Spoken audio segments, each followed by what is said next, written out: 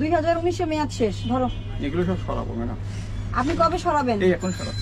আপনি এখন সরাবেন কেন? আপনি আগে সরাননি কেন? 19-20 সালের মেয়াদ উত্তীর্ণ ওষুধ আপনি রেখে দিয়েছেন। আপনি এই যে 8 মেয়াদ শেষ, 21 আগস্টে মেয়াদ শেষ। সর্বনাশ।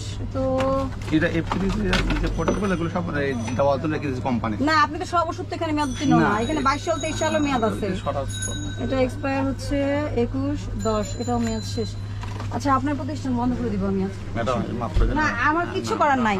19 সালে মেয়াদ উত্তীর্ণ ওষুধ আপনি রেখেছেন, এটা তো কখনোই আপনাকে বুঝতে হবে। না না, আপনাকে বুঝতে হবে তো। 19 সালে মেয়াদ শেষ, 20 সালে মেয়াদ শেষ, 21 সালের জুলাই আগস্টে মেয়াদ শেষ, মেতে মেয়াদ শেষ। আপনি এটা রাখতে পারেন কিনা? আপনি সময় না পেলে দোকান করবেন না। আপনি বোঝেন মেডিসিন বিজনেস কিন্তু খুব কনসিয়াস, আপনাকে কনসিয়াসলি করতে হবে। আপনি দেন কি না দেন সেটা আপনি ফ্রিজে সংরক্ষণ করেছেন। আপনি কেন আপনার মেয়াদ উত্তীর্ণ ওষুধ আলাদা রাখতে হবে। নট ফর সেল বলে আপনি মেয়াদ উত্তীর্ণ ওষুধ কি করবেন? কোম্পানিকে ফেরত দিবেন। আপনার এই প্রসেস ঠিক না। হ্যাঁ, এগুলো করো, সিজ করো। হ্যাঁ, করো তো, বন্ধের নোটিশ লিখো। দেখেন 19-20 মেয়াদ উত্তীর্ণ ওষুধ। উনি এখনো ওই লাইসেন্স পাননি, ডিপার্টমেন্টাল স্টোরের লাইসেন্স পাননি। লাইসেন্স বাসায় আনাচ্ছি। খুবই দুঃখজনক। সময় পাই না দুঃখজনক। না না, খবর বলবেন না। ম্যাডাম, এবার মাফ করে দেন। আমি সময় পাই, সময় পাই না।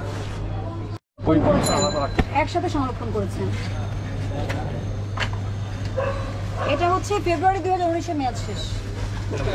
ওটা ফেলে দিতে হবে। এখন চলছে 2 বছর আপনাদের বিজনেস করা লাগবে না। এই করো, সাময়িক বন্ধের নোটিশ লিখো। সাময়িক বন্ধের নোটিশ দাও। পরিমাণে আর কাজ হবে না। আপনাকে শুধরানো যাবে না। আমি বুঝে নিচ্ছি এটা। আমি আর এই ফার্স্ট টাইম আসছে আমার কাছে, বুঝছেন? First time. আচ্ছা, ঔষধ মহামান্য হাইকোর্টের নির্দেশনা আছে যে মেয়াদ উত্তীর্ণ ওষুধ আপনি সংরক্ষণ করতে পারবেন না। আপনি ড্রাগ লাইসেন্সটা বের করেন। ড্রাগ লাইসেন্সটা বের করেন। আপনি বের করেন আমার কাছে ড্রাগ লাইসেন্স। ড্রাগ লাইসেন্স ফটোকপিটা জমা দিয়েছেন তো? দেখা যাচ্ছে উনি কোনো লাইসেন্স দেখাতে পারতেছেন না। লাইসেন্স কোনো আছে, লাইসেন্স বাসায় দেখাতে পারছেন না। বাসায় একটা খবর দিবেন, একটা খবর দিয়ে আসেন বাড়ি করে আছে। বাসা থেকে আসতে অনেক সময় লাগে। ভিতরে অবস্থা দেখছেন? হ্যাঁ, কি ভিতরে? এটা পানি থেকে না, মুখ তো কান। আপনি কিভাবে বুঝছেন? যেকোনো একটা লাইসেন্স আছে, পারমিটের জন্য হবে না, আমি ব্যবসার জন্য লাইসেন্স আছে। লাইসেন্স দেখাচ্ছে আছে। আপনার ড্রাগ লাইসেন্স কোথায়? ড্রাগ লাইসেন্স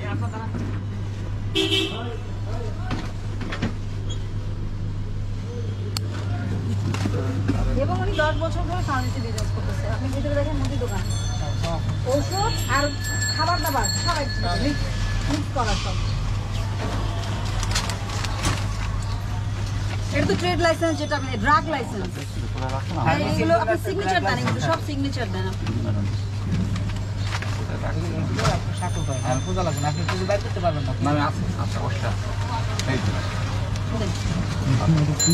ড্রাগ লাইসেন্স তো A4 পেজে হবে।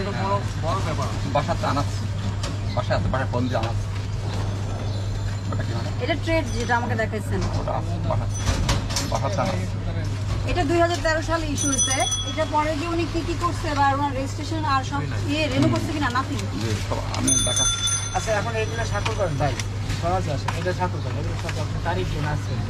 27 না 27/11 নাম লেখা প্রত্যেকটা বন্ধ রাখছি।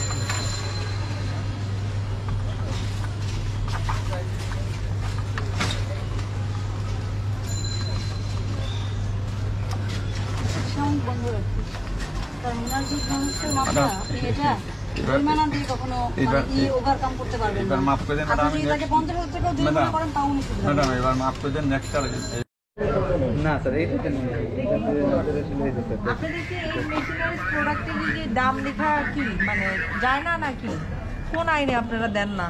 এটা কত দাম? এটা এটা বেশি না, 1100 বা 11 একটাতেও নাই, স্টিকারই নাই। কিভাবে কি হবে? কোন দেশের এটা? তাই না, তুই পার করছিস ভাই? এমআর লেখা নেই আছে না স্যার। আমার কাছে 1100 চেয়েছে। আরেকজন আননোন পারসন আছে, তার কাছে 11,000 টাকা বসবে না স্যার। এরকম সুযোগ আছে কিনা বলেন? হ্যাঁ, সুযোগ আছে। হ্যাঁ স্যার, আপনার নিয়মে ঠিক আছে, আইনে ঠিক আছে, যেটা আমাদের এমপি দেওয়া উচিত, কিন্তু এটা দেননি। এই তো চাইনাতেই করি না, বাংলাদেশের ফোন করি, জাস্ট মেড ইন চাইনা লিখে দিয়েছিল। না স্যার, এগুলো তো বাংলাদেশে, আপনি তো জানেন হয়তো, যেগুলো বাংলাদেশে তৈরি হয় না। তৈরি হয় না। আর একটা হচ্ছে হচ্ছে আপনার ওই যে মেয়াদোত্তীর্ণ ওষুধে পাওয়া গেল। স্যার ওইটা আমাদের একটা মিস্টেক হয়েছে, আমাদের পুরো দোকান ছাড়ছে এই ডিসেম্বর পর্যন্ত স্যার আমাদের নামে 3 মাসেরও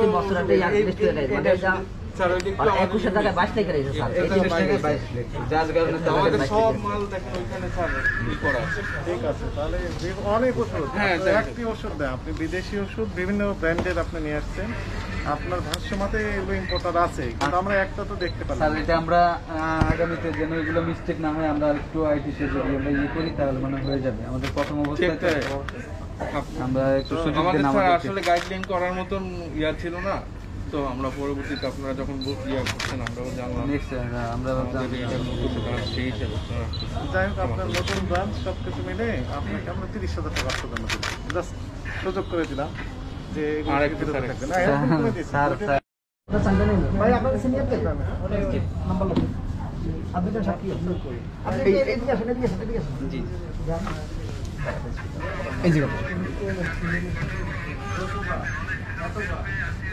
এই জায়গায় ডাক্তার নিজে সোজা দিয়ে মোবাইল নাম্বার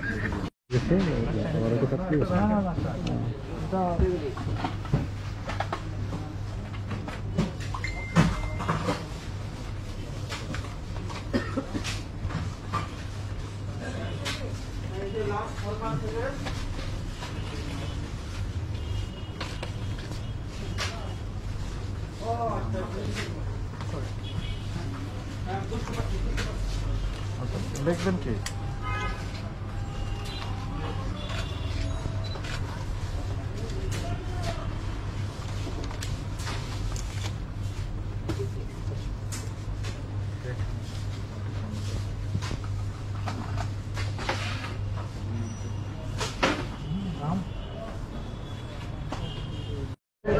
না স্যার এইটা নেই আমাদের আসলে এই যে স্যার আপনাদের কি এই মেশিনারিজ প্রোডাক্টে কি দাম লেখা কি মানে যায় না নাকি?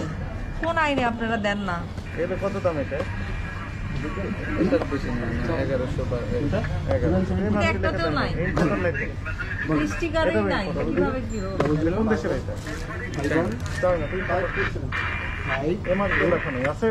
না স্যার আমার কাছে 1100 চেয়েছে, আরেকজন আপনার পার্সন আছে তার কাছে 11,000 টাকা বসবে। না স্যার হ্যাঁ, সুযোগ আছে কিনা বলেন? যেহেতু হ্যাঁ আমার সুযোগ আছে হ্যাঁ স্যার আপনার নিয়মে ঠিক আছে আইনে ঠিক আছে তাহলে আপনি যেটা আমরা বলেন- এমপি দেওয়া উচিত উচিত, কিন্তু এটা দেননি, এই তো। আর actually নাই এটা কি এই চায়নাতেই- এটা নাই। শুনেন, চায়নাতেই করি না বাংলাদেশের কন্ট্রোল করি, জাস্ট মেড ইন চায়না লিখে দিয়েছিল। না স্যার এগুলো তো বাংলাদেশে আপনি তো জানেন না স্যার যেগুলো তো বাংলাদেশে ওইভাবে তৈরি হয় না তৈরি হয় না, দুটো ইম্পোর্টার নেই, আমি বলতে পারবো না। ভাই আপনার কাছে নিয়ে আপনি নাম্বার লোক আপনি তো সাক্ষী আপনি এদিকে আসেন, এদিকে আসেন, এদিকে আসেন। জি